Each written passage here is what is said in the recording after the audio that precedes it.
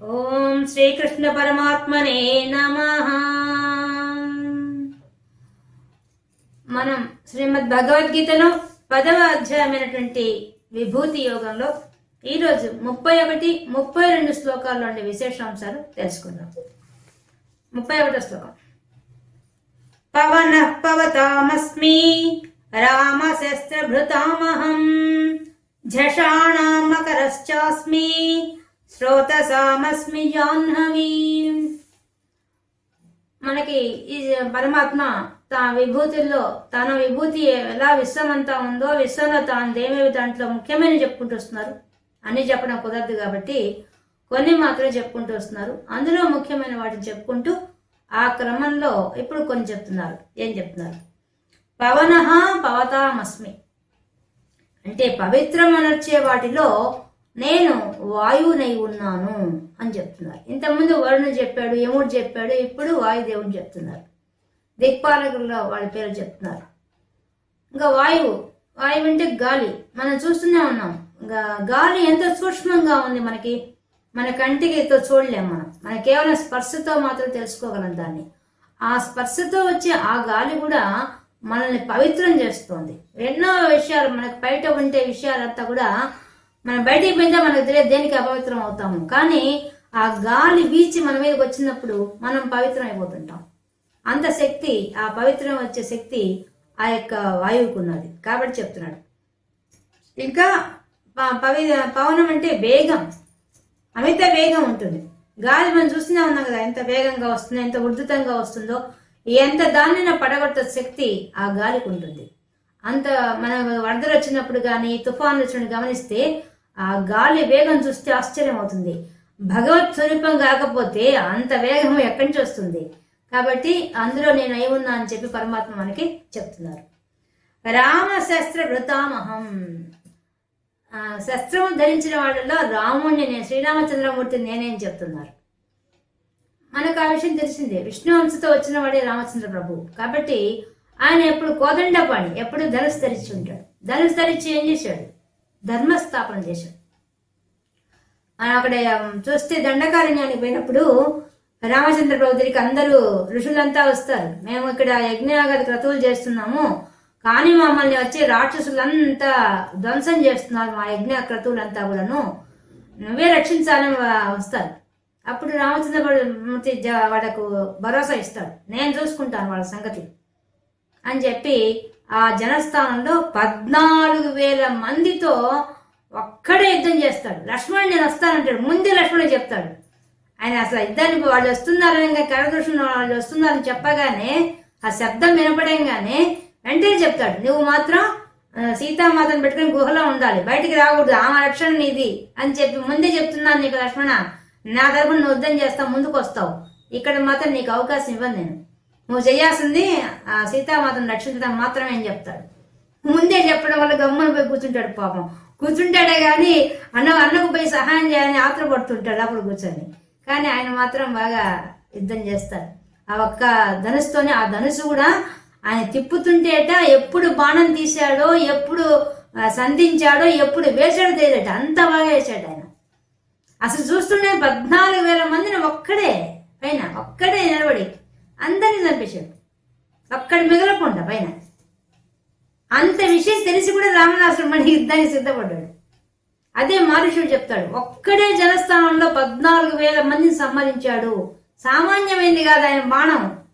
నాకు రా అనే శబ్దం వినిపించినప్పుడు నేను తట్టుకోలేనని చెప్తాడు మహర్షుడు. వచ్చి సీతామాతను అపహరించమంటే అప్పుడు చెప్తాడు రావణాసురుడికి, అటువంటి వాడు అయ్యా, ఆయన సామాన్యుడు కాదయ్యా, ఆయన యొక్క బాణం దెబ్బ నేను రుచి చూశాను, నేను ఇన్ని యోజనాల దూరం వచ్చి సముద్రంలో పడ్డాను నేను ఆయన ఒక్క బాణం వేస్తే. కాబట్టి తమాషా కదా ఆయనతో చెప్తే కూడా వినిపించుకోడు రావణాసురుడు. తండ్రి ఎళ్ళగొడితే బయటకు వచ్చిన వాడు ఆయనకేముంటుంది అని అట్లా తక్కువగా చేసి మాట్లాడతాడు రావణాసురుడు.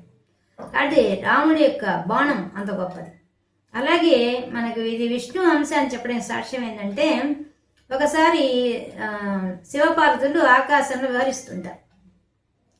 కింద చెట్టు కింద కూర్చొని అప్పుడే సీతామాతను అపహరించిపోయి ఉంటాడు రావణాసురుడు. కూర్చొని పెద్దగా ఏడుస్తుంటాడు శ్రీరామచంద్రమూర్తి ఆపసోపాలు పడుతూ అయ్యో సీత వెళ్ళిపోయావా అని అరుస్తుంటాడు. ఆ పక్కనే కూర్చొని పాపం లక్ష్మణుడు కూడా దిగాలుగా కూర్చో ఉంటాడు. ఆయన ఆలోచిస్తుంటాడు, ఎక్కడికి పోయి ఉంటుంది, ఎలా పోయి ఉంటుంది, ఎవరు తీసుకెళ్ళి, ఇవంతా ఆలోచిస్తుంటాడు లక్ష్మణుడు. ఈయన మాత్రం శోకాలు పెడుతుంటాడు. అప్పుడు పైనుంచి పార్వతీమాత చూస్తుంది. ఎవరు ఆ కింద అట్లా అంత ఇదిగా ఏడుస్తున్నారు, ఎవరు అని అడుగుతున్నమాట శివుడిని. అప్పుడు శివుడు చెప్తాడు, ఎవరు అనుకుంటున్నావు, మన విష్ణుమూర్తే రాముడిగా పుట్టాడు, ఆయనే అట్లా చేస్తున్నాడు అంటాడు. నేను నమ్మను, మన విష్ణుమూర్తి ఏంది శరీర భ్రాంతి ఉండేవాడా, ఏమన్నా అజ్ఞాన మానవుల్లాగా ఎవరిని ఏడుస్తాడా విష్ణుమూర్తి, నేను నమ్మను అంటుంది. నువ్వు నమ్మకపోవడం ఏంది, ఉన్న వాస్తవం, ఆయన జన్మ తీసుకున్నాడు ఇప్పుడు అని చెప్తాడు.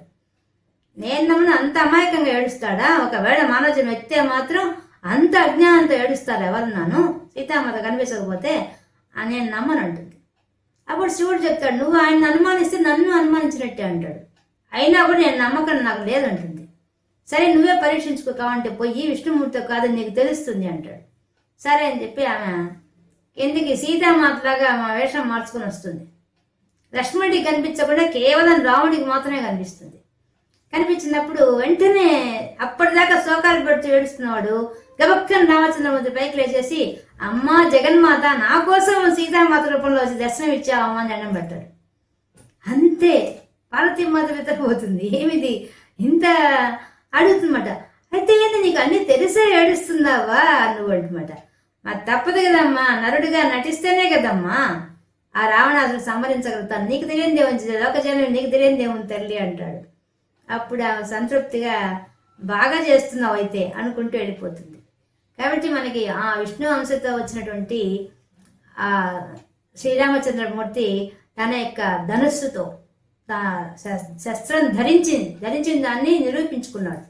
అందుకని చెప్తున్నాడు, శస్త్రధారంలో రాముడిని నేనే అని చెప్పి పరమాత్మ చెప్తున్నారు.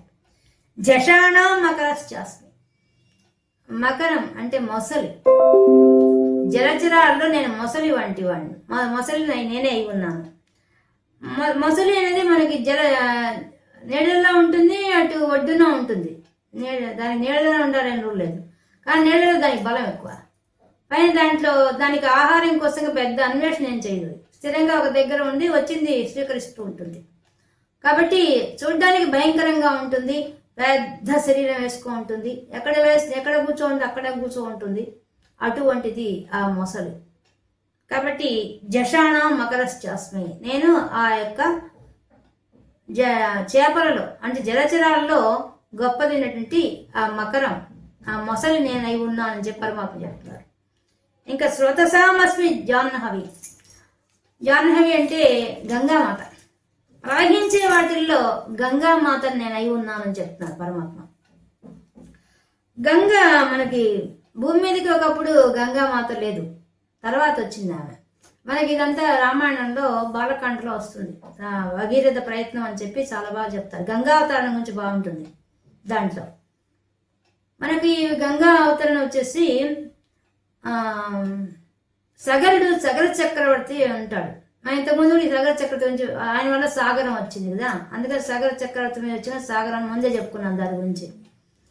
ఈ సగర చక్రవర్తి ఏం చేస్తాడంటే అశ్వమేధ యాగం చేస్తాడు. ఆయన చేసినప్పుడు ఆయన యొక్క అశ్వాన్ని, ఆయన గుర్రాన్ని ఇంద్రుడు కాస్త అపహరించి తీసుకెళ్ళిపోతాడు. తీసుకెళ్లి పాతాళ లోకంలో కపిల మహర్షి దగ్గర పెడతాడు దాన్ని. ఆయన ఏం చేస్తాడు, ఈ సగర చక్రవర్తికి 60,000 మంది పిల్లకాయలు, ఆయనకి 2 భార్యలు. పెద్ద భార్యకేమో అసమంజసుడు అనే ఒక కొడుకు పుడతాడు, రెండో ఆమెకి 60,000 మంది పిల్లలు పుడతారు. ఈ 60,000 మంది వాళ్ళు కోరుకుంటారు, సగర చక్రవర్తి యొక్క భార్యలు అంతా కలిసి భృగు మహర్షిని పోయి ఆశ్రయిస్తారు పిల్లలు లేరని చెప్పి. ఆయన ఆశీర్వదిస్తాడు, నీకు ఎటువంటి పిల్లలు కావాలంటే మాకు బాగా చాతుర్యం గల ఉత్సాహవంతులైన పిల్లకాయలు కావాలని కోరుకుంటుంది రెండో భార్య. ఆమెకు ఉత్సాహవంతులైనటువంటి పిల్లకాయలు 60,000 మంది పుడతారు. ఆమె దగ్గర నుంచి ఒక మాంసపిండం బయటపడి దాంట్లోంచి 60,000 మంది పిల్లకాయలు వస్తారు. అలా రెండో భార్య నుంచి వస్తారు. మొదటి భార్య నుంచి అసమంజసుడు అనే ఒక పిల్లవాడు వస్తాడు. వాడు నిజంగా అసమంజసుడే. ఎలా అంటే వాడు ఏం చేస్తాడంటే వాడికి పెళ్లి అవుతుంది, అయినా పిల్లకాయలు కూడా పుడతారు, అయినా కూడా వాడు ఏంటంటే అందరినీ పిలిచేదిను నీళ్ళు తీసుకుపోయి వాడు ముంచి చంపేస్తుంటాడు. దుర్మార్గంగా ప్రవర్తిస్తుంటాడు. అప్పుడు రాజుకు పోయి అందరు చెప్తారు, ఏవయ్యా నీ కొడుకు ఇట్లా ఈ విధంగా మమ్మల్ని అందరూ ఏడిపిస్తున్నాడని చెప్తారు. చెప్పంగానే అప్పుడు ఆయన కోపం వచ్చి అసమంజసుడిని కాస్త రాజ్యం నుంచి బహిష్కరించేస్తాడు, బయట నెట్టేస్తాడు. కానీ అతని కొడుకుంటాడు, అతడు మాత్రం అంశుమంతుడు, చాలా గొప్పవాడు. అతన్ని మాత్రం తన దగ్గర పెట్టుకొని పిల్లవాడిని అతనికి ఇవ్వడు, తన దగ్గర పెట్టేసుకుంటాడు. ఆ పిల్లవాడిని ఆయన పెంచుతాడు. ఇలా పెంచిన తర్వాత ఈయన ఇప్పుడు అశ్వమేధయాగం చేస్తున్నాడుగా, గుర్రం కాస్త ఇంద్రుడు తీసుకెళ్ళాడు కదా, 60,000 మంది కాబట్టి ఆయన సకల చక్రవర్తి ఏం చెప్తారంటే, ఒక్కొక్క యోజన ఒక్కొక్కడు లెక్కన ఈ భూమండలాన్ని మొత్తం వెతకండి, ఎక్కడున్నాడో ఎక్కడుందో ఆ గుర్రం వెతకండి అని చెప్తాడు. 60,000 మందికి చెప్తాడు. ఇంకా 60,000 మంది పోయి భూమిలో ప్రతి భాగాన్ని వదలకుండా ఒక్కొక్కడు ఒక యోజన దూరం తీసేసుకొని అంతా వెతుకుతారు, ఎక్కడ దొరకరు ఆ గుర్రం. మళ్ళీ వచ్చి ఆ విషయం రాజు చెప్తారు. చెప్పంగానే మళ్ళీ 60,000 మంది కలిసి భూమి పాతాళ లోకంలో ఉంటుందేమో, భూమిని తవ్వుకుంటూ పోని చెప్తాడు. అప్పుడు వాళ్ళు 60,000 మంది కలిసి తవ్వుకుంటూ పోతారు. ఆ తవ్వినప్పుడు ఏర్పడిన గొయ్యే ఆ గోతులే సముద్రాలు అయ్యాయి. అప్పుడు ఆయన తవ్వుకుంటూ పోతారు. వాళ్ళు పోయేసరికి అక్కడ ఈ కపిల మహర్షి ఉంటాడు. కపిల మహర్షి తపస్సు చేసుకుంటుంటాడు, యోగ నిద్రలో ఉంటాడు, యోగ సమాధిలో ఉంటాడు. ఆయన దగ్గర పోయేసేసి ఆయన వెనకే ఉంటుంది గుర్రం. వీళ్ళంతా పోయి పెద్ద కేకలు పెట్టేస్తారు. ఆ 60,000 మంది ఒక్కసారి గుర్రం కనిపించగానే బాగా దొరికిందని పెద్దగా అరిచేస్తారు. ఆ అరుపుకు ఆయన డిస్టర్బెన్స్ అయిపోతుంది. ఆ తపస్సు చేసుకునే సమాధి స్థితిలోంచి బయటికి రావద్దు. ఆయన ఒక్కసారిగా ఆ కలకలానికి ఆయన బయటికి రావడంలో క్రమ పద్ధతిలో రాకుండా గబక్కన కళ్ళు తెచ్చేసరికి ఆయన తపశ్శక్తి వల్ల కంట్లో అంతా తపశ్శక్తి వచ్చి ఆ తపశ్శక్తి వల్ల 60,000 మందికి కాలి బూడిదైపోతారు. అందరూ బూడిదయ్యేసరికి ఇంకా ఎన్ని రోజులైనా పిల్లకాయలు ఎవరి ఇంటికి రాదు. ఈ రాజుకు ఎంత అర్థం కాదు. ఒక పక్క యాగము జరగడం లేదు, ఈ పిల్లలు ఇంటికి రాలేదు, ఏమైందో తెలియదు. అప్పుడు అంశమంతుడిని పిలిచి మనవణ్ణి, నాయన మీ పినతండ్రులంతా ఎక్కడన్నా చూసి రాకుండా పంపిస్తాడు. అతడు వాడు వెళ్ళిన మార్గంలో గుండా వచ్చి వచ్చి వచ్చి అతడు చాలా గొప్ప తెలివైనవాడు, యోగ శాస్త్రం తెలిసినవాడు. అతడు తిరుగుతూ వస్తాడు. వచ్చేసరికి ఈ పాతాళ లోకానికి వస్తాడు. వచ్చేసరికి 60,000 కుప్పలు పడిపోయి ఉంటాయి ఆ బూడిద రాసి. అది చూడంగానే అర్థమైపోతుంది, అయ్యో నా పినతండ్రులంతా కాలి బూడిదైపోయారా, అయ్యయ్యో వీళ్ళకు తర్పణాలు వదిలితే కదా వీళ్ళు పైలోకానికి పోతారని చెప్పేసి ఆయన వెంటనే తర్పణాలు వదలడానికి పోతాడు. పోతూ ఉంటే అప్పుడు గరుత్మంతుడు వచ్చి చెప్తాడు, నాయన నువ్వు మామూలు నీళ్ళతో ఇస్తే వీళ్ళకు సద్గతి రాదు నాయన, వీళ్లకు ఆ ఆకాశ గంగ, ఆ గంగ వచ్చి ఆ గంగ నీరు ప్రవహిస్తే తప్ప వాళ్ళల్లో ఆ శక్తి రాదు. వాళ్ళు ప్రేతాలలాగే ఉంటారు, ఈ అంతరిక్షం తిరుగుతుంటారు. వాళ్ళు పైలోకాలకు పోవాలంటే మాత్రం మీరు చేయాల్సిన పని పైనుండి గంగ నీళ్ళు వచ్చి తడపాలి, ఆ రాసులంతా మీద పడాలి, పడితేనే వాళ్ళు పైలోకాలకు పోతారు, మోక్షం వస్తుందని చెప్తాడు.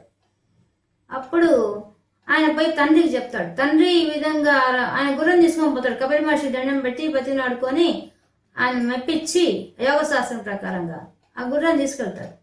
తీసుకెళ్లి తండ్రి చేత యాగం చేయించి తండ్రికి విషయం చెప్పేస్తాడు. 60,000 మంది మరణించారు, ఇప్పుడు మన కర్తవ్యం ఏంది అని ఆలోచిస్తారు కూర్చొని. అప్పుడు అందరు కలిసి ఇంకా తపస్సు చేయడం వేరే మార్గం లేదు, తపస్సు చేస్తామని చెప్పి తపస్సు చేస్తారు. తపస్సు చేసిన సగర చక్రవర్తి ఆయుష్ అయిపోతుంది, కానీ గంగా మా అనుగ్రహం లభించదు. ఇంకా ఆయన ఓడిపోతాడు. తర్వాత అంశమంతుడు రాజు అవుతాడు. అతడు ఆ 60,000 మందికి గంగని తెప్పించాలని విపరీతంగా ప్రయత్నం చేస్తాడు, కానీ ఆయన ఓడిపోతాడు. తపస్సు చేస్తాడు, ఓడిపోతాడు. తర్వాత ఆయన కొడుకు దిలీపుడు వస్తాడు. దిలీప్ మహారాజు అయోధ్య నగరానికి రాజు అవుతారు. వీరంతా అయోధ్య నగరానికి రాజులే. మళ్ళీ ఆయన రాజు అయిన తర్వాత ఆయనకు కూడా తెలిసిపోతుంది, ఈ విధంగా వాళ్ళు తమ తాతలు అక్కడ ఉన్నారని తెలిసిపోతుంది. వాళ్ళకి మోక్షం ఇప్పించాలని చెప్పేసి ఆయన కూడా తర్పణం వదిలించాలని చెప్పి పైనుంచి గంగామాతను అనుగ్రహం పొందాలని చెప్పి ఆయన కూడా తపస్సు చేస్తాడు, కానీ ఫలితం ఉండదు. ఆయన కొడుకు భగీరథుడు ఆయన వస్తాడు. ఆయన పుట్టిన తర్వాత తెలిసిపోతుంది, అయ్యో మా వంశంలో వాళ్ళు ఇట్లా అయిపోయినారా అని చెప్పి అప్పుడు ఆయన ఘోరమైన తపస్సు చేస్తాడు. ఆయనకి సంతానం లేదు. సంతానం కోసం మరియు వీళ్ళని అనుగ్రహించడం కోసంగా ఆయన ఘోరంగా తపస్సు చేస్తాడు, బ్రహ్మదేవుడి కోసంగా. పంచాగ్నుల మధ్య నిలబడి సూర్య భగవాన్ని చూస్తూ ఒంటికాలం నిలబడి తపస్సు చేస్తాడు. చేస్తే బ్రహ్మదేవుడు చాలా సంతోషించి ఆ దేవతందరితో పాటు వచ్చి దర్శనం ఇస్తాడు. ఏం కావాలి నీకు అంటాడు. నాకు సంతానం లేదు, నాకు సంతానం కావాలి. మరియు మా వంశంలో వాళ్ళంతా 60,000 మంది, వాళ్ళంతా బూడిద రాసులు అయిపోయారు. వాళ్ళ మీద గంగా అనేది ప్రవహించాలి, కాబట్టి ఆ గంగని అనుగ్రహించమని చెప్తాడు. అప్పుడు బ్రహ్మదేవుడు, నాకెక్కడుంది నాయన ఆసక్తి, అది సాధ్యం, ఒకవేళ సాధ్యమైనా అది వస్తే ఆ గంగా ప్రవాహాన్ని తట్టుకునేంత శక్తి ఒకేసారి భూమి మీద పడకూడదు. తట్టుకొని దాన్ని మెల్లగా భూమి మీదకి రానియాలి, తర్వాత పాతాళ లోకానికి రానివ్వాలి. కాబట్టి ఇది చేయగల శక్తి ఒక్క శివుడికే ఉంది, నువ్వు శివుడి కోసం తపస్సు చేయమంటాడు. ఇంకేం చేస్తాడు, మళ్ళీ మొదలుపెట్టి ఆయన మీకు సంతానంగా ఉంటే నేను ఇచ్చేస్తాను, అది మాత్రం నేను వెంటనే ఇస్తాను, కానీ ఇది మాత్రం ఇవ్వలేమంటాడు. అప్పుడు మళ్ళీ ఆయన బొట్టన వీరి మీద మాత్రమే నిలబడి, అంటికాల మీద నిలబడి తపస్సు చేస్తాడు. సంవత్సరం రోజులు చేస్తాడు. అప్పుడు శివుడు ఆశ్చర్యపోతాడు, ఏమి తపస్సు అని చెప్పి శివుడు ప్రత్యక్షం అవుతాడు. ఏం కావాలి నీకు అంటాడు. ఇలా మా వంశంలో వాళ్ళంతా బూడిద కుప్పలైనారయ్యా, వాళ్ళ మీద గంగాని ప్రవహిస్తే తప్ప వాళ్ళకు సద్గతి రాదట, కాబట్టి నాకు అది అనుగ్రహించమని చెప్తాడు. అప్పుడు శివుడు సంతోషించి ఖచ్చితంగా నీకు అలా ఏర్పాటు చేస్తానని చెప్పి గంగని పిలుస్తాడు. ఈ గంగామాత విషయం కూడా మనకు రామాయణంలో ఉంది. ఏమంటుందంటే, మేనకాదేవి మళ్ళీ వచ్చి పర్వతరాజు, హిమవత్ పర్వతరాజు ఇద్దరు కలిసి తపస్సు చేస్తారు సంతానం కోసం. అమ్మవారే పుట్టాలని తపస్సు చేస్తారు. తపస్సు చేసినప్పుడు వాళ్ళకి ఆ అమ్మవారి అనుగ్రహంతో, అమ్మవారి అంశతోనే ముందు మొదటి బిడ్డ గంగ పుడుతుంది. గంగ పుట్టిన తర్వాత కొద్దిగా పెద్ద అవుతుండగానే దేవతలంతా వచ్చి, మాకు దేవలోకంలో మాకు నీరు కావాలి కదా, మాకు ఈ గంగామాతను ప్రసాదించమని చెప్పి అడుగుతారు. అప్పుడు మేనక హిమవంతుడు సంతోషంగా ఇచ్చేస్తారు. తర్వాత వాళ్ళకి పార్వతీదేవి పుడుతుంది. ఇంకా పార్వతీదేవి కదా మనకు తెలిసిందే, ఇద్దరు అక్కజెళ్ళు, గంగామాత ఈ పార్వతీమాత ఇద్దరు అక్కజెళ్ళు. ఆ విధంగా ఆమె స్వర్గలోకానికి పోయింది, అక్కడ ప్రవహిస్తోంది. అక్కడి నుంచి పోయి ఆమె బ్రహ్మదేవుడి యొక్క కమండలంలో చేరిపోయింది. అలా వచ్చిందనమాట. అలా ఉన్నప్పుడు ఇప్పుడు భగీరథుడి కోరిక ప్రకారంగా శివుడు గంగని పిలుస్తాడు. వచ్చి నా జటాజూటంలో పడు, ఇక్కడి నుంచి నేను మళ్ళీ భూమి మీదకి పంపిస్తా అని చెప్పి చెప్తాడు. గంగ ఏమనుకుంటుంది, ఈయనేంది, ఈయన వచ్చి జటాజూటంలో పెడతాడా, నన్ను నిలబడం ఎవడతారేమో, నా ఉద్ధతి ఎంత గొప్పది, నేను ఈయన కూడా లాక్కొని పాతాళ లోకానికి పోతాను మనసులో అనుకుంటుంది. శివుడికి మనసులో అనుకుని తెలిసిపోతుందా, వెంటనే ఆ పై నుంచి ఆమె పడంగానే తన జటాజూటం పెంచేసి ఆ జటాజూటంలో ఆమెను బంధించేస్తాడు. బయటికి ఒక్క చుక్క నీళ్ళు రాకుండా బంధించేస్తాడు. అలా సంవత్సరం రోజులు బంధిస్తాడు. భగీరథుడు అనుకుంటాడు, ఇంకా ఏంటి శివుడు అనుగ్రహించలేదే, నా తపస్సు ఏమైందా చూస్తే అసలు విషయం ఇది. ఆమె అహంకారానికి కోపం వచ్చి శివుడు ఆమె బంధించేసి ఉంటాడు. అప్పుడు మళ్ళీ ఈయన శివుడిని ప్రార్థించి మళ్ళీ తపస్సు చేస్తాడు. అది భగీరథ ప్రయత్నం అంటే, ఎన్ని ఇబ్బంది పడతాడు పాపం. అప్పుడు మళ్ళీ తపస్సు చేస్తే శివుడు, సరే ఇంక నీకోసం అనుగ్రహిస్తున్నాను, లేదా గంగా చాలా అహంకారం ఉంది, ఆమె అహంకారం అంటడానికి కోసంగా ఇలా చేయాల్సింది చెప్పి ఆయన జటాజుటంలో ఉన్న ఆమెను ఒక్క పాయ, ఒకే ఒక పాయకి భూమి మీద పంపిస్తాడు. అదే ఉద్ధృతంగా వచ్చేస్తుంది. అన్ని దాంట్లో జలచరాలన్నీ ఉంటాయి, తిమింగలాలు, చేపలు, మొసళ్ళు అన్నీ ఉంటాయి. అన్నిటితో ప్రవహిస్తూ భూమి మీదకి వస్తుంది, దూకుతుంది. ఆమె దూకంగానే ఆ బిందు సముద్రంలో దూకుతుంది. అక్కడి నుంచి ప్రవహిస్తుంది. ఇంకా ఆ భగీరథుడికి చెప్తుంది, నువ్వు ముందు పోతుండు, నీ వెనక నేను వస్తుంటా అంటుంది. అలాగే ఆమె పాతాళలోకంతా తీసుకోపోతూ అని తీసుకొని చక్కగా వస్తున్నాడు. ఇంకా ఎక్కడెక్కడ దేవతలు, మునులు అందరూ ఆనందంగా వచ్చి, అబ్బా గంగామాత భూమి మీదకి వస్తారని చెప్పేసి వచ్చి ఎక్కడెక్కడ వాళ్ళంతా దాంట్లో మునిగి ఆ దేవతలతో సహా వచ్చి గంగలో మునుగుతారు. అందరూ మునుగుతారు, ఆ నీళ్లు తాగుతారు, ఆనందపడిపోతారు. అటువంటి ఆ జలధారతో ఈయన పోతూ ఉంటాడు. ఆ దారిలో జన్మ మహర్షి ఆశ్రమం వస్తుంది. ఈయన పోతూ ఉంటే గంగాదేవి చూసుకోకుండా ఈ యొక్క ఆశ్రమాన్ని కూడా కొట్టుకుని వెళ్ళిపోతుంది. ఆ ప్రవాహంలో పోతూ పోతూ ఆ ఆశ్రమం లాక్కుని వెళ్ళిపోతుంది. వెంటనే జన్మ మనిషి చాలా కోపం వస్తుంది. నా ఆశ్రమాన్ని కూడా నువ్వు ముంచేస్తావా, ఎంత పొగురు నీకని చెప్పి, ఎంత అహంకారమా నీకని చెప్పి ఆయన దోసెట్ నిండా తీసుకొని ఆ గంగామాతని ఒక్క ఊరికి తాగేస్తాడు. మొత్తం గంగా నీళ్ళు మొత్తం ఆయన లోపలికి వెళ్ళిపోతాయి. ఆయన వదిలిన ఒక పాయ మొత్తం ఆయన నోట్లోకి వెళ్ళిపోతుంది. వెనక ముందు పోతున్న ఈ భగీరథుడు ఏందా వెనక శబ్దం కావడమే, అందరు పెద్దగా కేకలు పెట్టుకుంటూ స్నానాలు చేస్తున్నారు. ఇప్పటిదాకాను ఎట్టపోయిందా అని చూస్తే వెనక గంగా నది కనిపించదు. మళ్ళీ ఏమొచ్చింది ఈ గంగా నదికి, ఎక్కడికి పోయిందని మళ్ళీ వెనక్కి వస్తాడు. వచ్చరికి ఆ జన్మ మనిషి కూర్చో ఉంటాడు. అందరు చెప్తారు ఆయన తాగేస్తాడు, దేవతలు చెప్పేస్తారు ఆయన తాగేశాడు గంగ మొత్తాన్ని చెప్తారు. మళ్ళీ ఈయన పోయి కాళ్ళు పట్టుకొని ప్రార్థిస్తాడు, అయ్యా నేను నా స్వార్థానికి కోసం కాదయ్యా, మా వంశంలో వాళ్ళంతా ఇట్లా అయిపోయారయ్యా, వాళ్ళ కోసం నాయన అనుగ్రహించమని చెప్పి కాళ్ళ వెళ్ళ పడతాడు. ఆయన సంతోషిస్తాడు, నీ యొక్క లక్ష్యం చాలా గొప్పదయ్యా, ఆ వంశంలో పుట్టి ఆ వంశంలో ఎప్పుడో చనిపోయిన వాళ్ళ గురించి ఇంత బాగా ఆలోచించి వాళ్ళ కోసంగా తపస్సు చేసి సాధించావంటే నువ్వు సామాన్యుడి కాదు, నిన్ను అనుగ్రహిస్తున్న కోసం వదులుతున్నా, లేకపోతే వదిలేవాడిని కాదు, నా యొక్క ఆశ్రమాన్ని నెట్టుకుంటూ పోయింది అని చెప్తాడు. అప్పుడు ఆయన జాలితో తన యొక్క చెవులోంచి తీస్తాడు ఆ నీటిని, తాగిన నీటిని చెవులోంచి, అంటే ఎంత తపశ్శక్తి ఉంది ఆయనకి, ఆ చెవులోంచి తీస్తాడు. అందుకనే ఇక్కడ జాహ్నవి అని చెప్పాడు. ఆ జన్హు మహర్షి యొక్క చెవులోంచి వచ్చింది కాబట్టి జాహ్నవి అయింది ఆయన, ఆ గంగామాత. అప్పుడు అక్కడి నుంచి తీసుకొని ఆయన భూలోకంలో మనకు అదృష్టం కొద్ది మనకు అట్లే ప్రవహిస్తూ ఉంది, అక్కడి నుంచి నేరుగా ఆ పాతాళలోకాన్ని తీసుకెళ్ళిపోతాడు. అక్కడ తీసుకుపోయిన తర్వాత ఆ నీరు వచ్చి పడంగానే ఆ 60,000 మంది ఆ ప్రేతాత్మలుగా తిరుగుతున్న వాళ్ళంతా కూడా దివ్య శరీరాలు పొంది వెళ్ళిపోతారు పైలోకాలకి, అందరికి 60,000 మంది. ఆ విధంగా గంగామాత మనకి భూమి మీదకి వచ్చింది, భూమి మీద వచ్చి ఇప్పటికీ మనల్ని అనుగ్రహిస్తుంది. అందుకే చెప్తున్నాడు ఆ రూపం నేనే అని చెప్తున్నాడు. వామనావతారంలో కూడా ఆయన త్రివిక్రముడు అన్ని లోకాలు వ్యాపించినప్పుడు బ్రహ్మ ఆయన పాదాలు కడుగుతాడు, అదే బ్రహ్మ కడిగిన పాదం అని అన్నమయ్య చెప్పింది. అప్పుడు కడుగుతాడు ఆయన వామనావతారంలో వచ్చిన విష్ణుమూర్తి యొక్క పాదాన్ని. అటువంటిది ఆ జాహ్నవిగా వచ్చిన గంగామాత ఆ విధంగా మనకి వచ్చింది. ఆమె అంశ నేనే అయి ఉన్నానని చెప్పి ఆయన కాకుండా ఇంకేముంటాయి మరి, అన్నీ ఆయనే కదా. కాబట్టి నేనే ఆ గంగా రూపంలో ఉన్నాను, అయి ఉన్నానని చెప్పి మనకి శ్లోకం ద్వారా తెలియజేస్తున్నారు. ఇక 32వ శ్లోకం. సర్గాణామాదిరంతశ్చ మధ్యం చైవాహమర్జున అధ్యాత్మ విద్యానాం వాద ప్రవదతామహం. ఇంకా చెప్పుకుంటూ వస్తున్నారు. ఇంతకుముందు చెప్పిన పాయింటే కానీ కొంచెం మార్చి చెప్తున్నారు.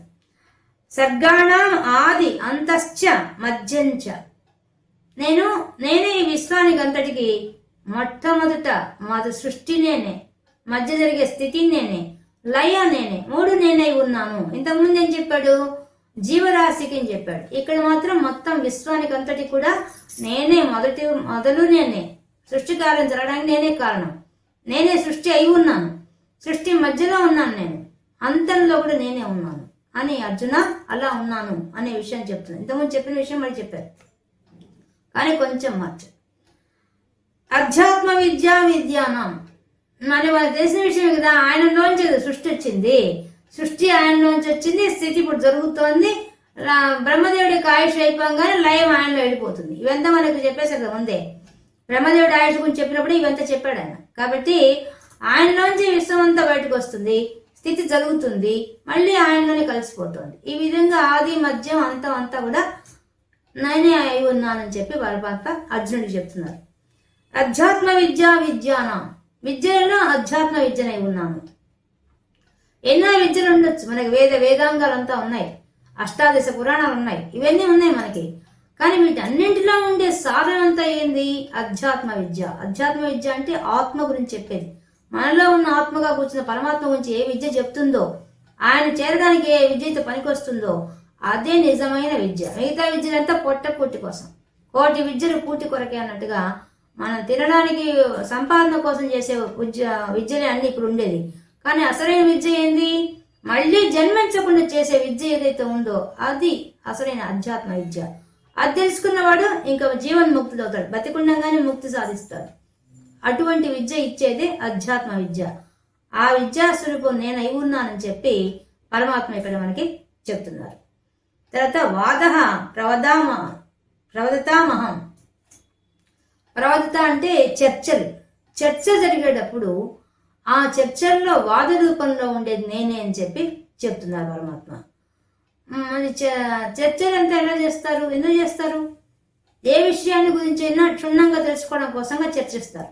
అంటే ఒకరి అభిప్రాయం కాకుండా 10 మంది కలిసి శాస్త్ర విషయాల గురించి తెలుసుకోవడానికి. ఇక్కడ చెప్తాను తర్కశాస్త్రం గురించి.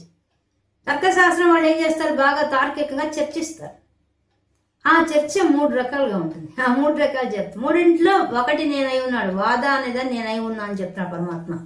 మూడు గొప్పవే, కానీ వాటిల్లో వాదం గొప్పది. ఆ వాదం నేను అయి ఉన్నానని చెప్పి పరమాత్మ చెప్తున్నారు. ఏందా మూడు? వాద, మొట్టమొదటి వాదం, రెండోది జల్పం, మూడోది వితండవాదం. ఈ మూడు మనం అందరిని గమనిస్తుంటాం. ఈ మూడు మనకు మాటలంతా ఈ మూడితో ఉంటాయి. ఎవరితోనో మనం మాట్లాడుతాం అనుకోండి, అవతల వాళ్ళకి అవతల వాళ్ళు మనం చెప్పిందే వాళ్ళు ఒప్పుకోవాలని మనం వాదిస్తామే, దాన్ని వితండవాదం అంటాం. ఇది మన రోజు ఆంధ్రలో అనుభవిస్తోంది వితండవాదం. మనం చెప్పేది వినిపించుకోరు, వాళ్ళు చెప్పిందే జరగాలి, వాళ్ళు చెప్పిందే సిద్ధాంతం, మనం చెప్పేదంతా పనికిమాలింది.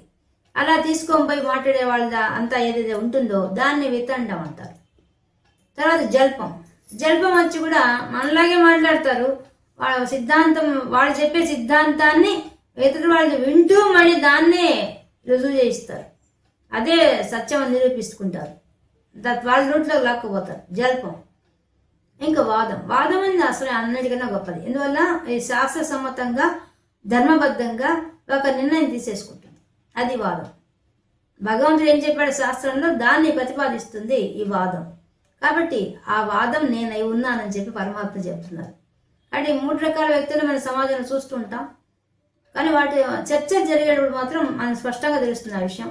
ఆ చర్చల్లో కూడా మనకి ఎవరైతే న్యాయబద్ధంగా ధర్మబద్ధంగా మాట్లాడతారో అదంతా వాదం. ఆ వాద రూపంలో నేనే ఉన్నా అని చెప్పి పరమాత్మ, నేను అయి ఉన్నా అని చెప్పి పరమాత్మ చెప్తున్నారు ఇక్కడ. కాబట్టి ఈ విధంగా తన విభూతులు ఎన్ని రకాలుగా ఉన్నాయి చెప్తున్నాడు. అవతారాల్లో వచ్చినవి నేనే, పవిత్రం చేసేవని చెప్పేశాడు. రామనామమే పవిత్రం చేస్తుంది, వాయువు పవిత్రం చేస్తుంది, గంగా నది పవిత్రం చేస్తుంది. మరి మొసలి గజేంద్ర మోక్షంలో ఉండి అది విన్నంత మాత్రం పవిత్రం అయిపోతాం. పవిత్రత అనే విషయాన్ని ప్రతిపాదిస్తూ ఈ 31వ శ్లోకంలో చెప్పారు. 32వ శ్లోకంలోకి వచ్చరికి ఆది మధ్యాంతర అన్ని నేనే అని చెప్పి ప్రతిపాదిస్తూ, ఆది మధ్యం అంతమైన విషయం ఎవరు తెలుసుకుంటాడు? అధ్యాత్మ విద్య ఎవరికి వస్తుందో వాడు తెలుసుకుంటాడు. వాడు ఎలా తెలుసుకుంటాడు? శాస్త్రాలు గురువుల ద్వారా విని ధర్మబద్ధంగా న్యాయబద్ధంగా అర్థం చేసుకుంటాడు. వాడికి మాత్రమే అధ్యాత్మ విద్య వస్తుంది. అధ్యాత్మ విద్య వచ్చిన వాడికి పరమాత్మే అంతటా ఉన్నాడు, అన్ని చేస్తున్నాడు, ఆయన సృష్టి స్థితి సంహారం చేస్తున్నాడని అర్థం అవుతుంది. అర్థం చేసుకున్నవాడు పరమాత్మను చేరుకుంటాడు. కాబట్టి ఒక కూర్చడం, పదాలు కూర్చడంలో ఇన్నర్ మీనింగ్ పెట్టి రాస్తున్నారు, ఒక లింక్ పెట్టి రాస్తున్నారు, చెప్తున్నారు పరమాత్మ.